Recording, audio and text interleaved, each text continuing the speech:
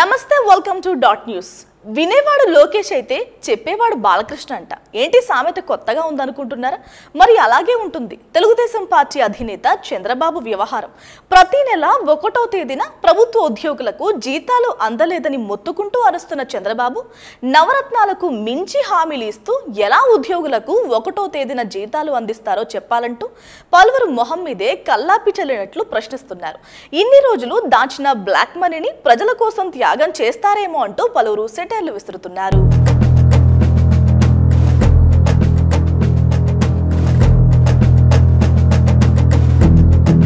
జగన్ తన సంక్షేమ పథకాలతో రాష్ట్రాన్ని అప్పులమయం చేశారు. ఏకంగా 10 లక్షల కోట్ల రూపాయలు అప్పులతో మరో శ్రీలంకలా మార్చారు.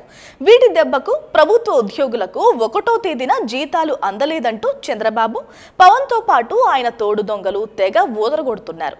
సందు దొరికితే చాలు తమ అనుకూల మీడియా ద్వారా ప్రసంగాలు ఇస్తూ రచ్చరచ్చ చేస్తున్నారు. జగన్ అసమర్థ పాలన వల్లే ఇదంతా జరిగిందని, ఈ 40 years చంద్రన్న సీఎం జగన్ పై నిప్పులు కక్కుతూ ఎక్కడా లేని బీపీ షుగర్ తెచ్చుకుంటున్నారు. కొందరు ప్రభుత్వ ఉద్యోగులు సైతం ఇదే భ్రమలో ఉన్నారు.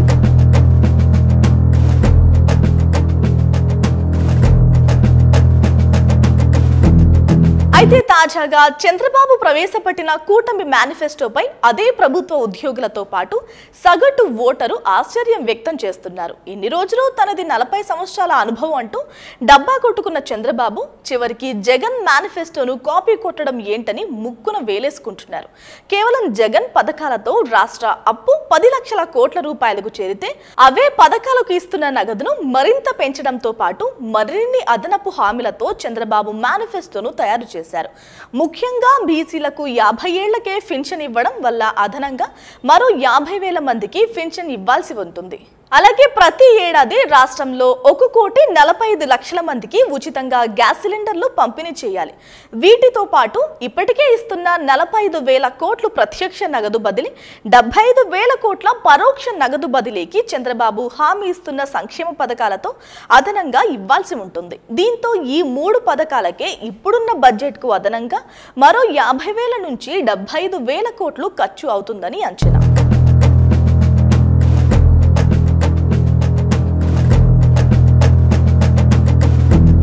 ఇదే ఇప్పుడు ప్రభుత్వ ఉద్యోగులను అయోమయంలో పడేస్తోంది. నవరత్నాల ధాటికే ఇంత అప్పు అయితే మరి వీటి పరిస్థితి ఏంటి చంద్రబాబు అని నిలదీస్తున్నారు.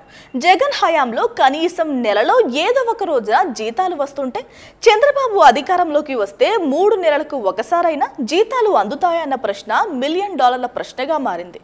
తాను అధికారంలోకి వస్తే సంపద సృష్టిస్తామంటున్న చంద్రబాబు ఎలా సృష్టిస్తారో మాత్రం చెప్పడం లేదు. ఒకవేళ కొత్తగా రాష్ట్రంలోకి కంపెనీలు వచ్చినా వాటి ద్వారా వచ్చే 10 సంవత్సరాల తర్వాత వస్తుందని పలువురు అభిప్రాయం వ్యక్తం చేస్తున్నారు. ఏది ఏమైనప్పటికీ ఇన్ని హామీలను అమలు చేస్తూ ఏ విధంగా 1వ తేదీన ఉద్యోగులకు పెన్షన్ ఇచ్చేది చంద్రబాబుకే తెలియాలి. Please subscribe dot news.